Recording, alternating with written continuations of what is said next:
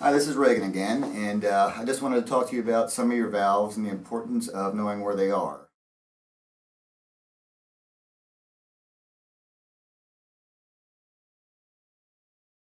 The first valve you should know about is your main shutoff.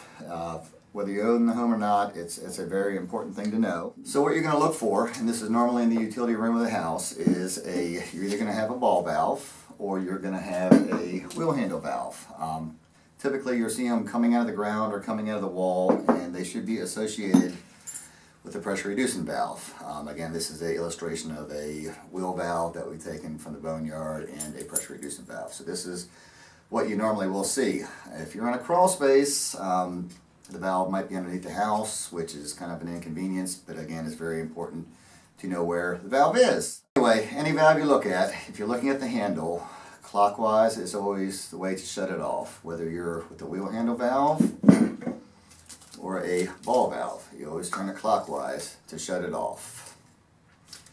With these ball valves, it's pretty easy to know whether the valve is off. If it's in a 90 degree from the way the pipe goes, then you know it's off. If it's straight in line with the pipe, then it's on. So anyway, there are a couple different type of size valves that you're going to have. This is a 1-inch.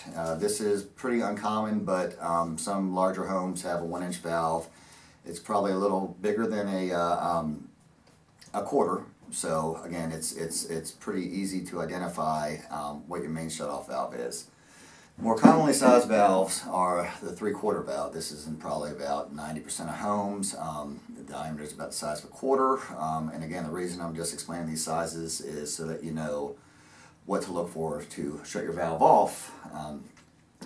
Going down the line, you have the smaller valve here, which is probably about the size of a dime, and these are typically hose bib shutoff valves. So again, just trying to show you guys the different sizes of valves so you don't shut your hose bib valve off and think it's your main shutoff.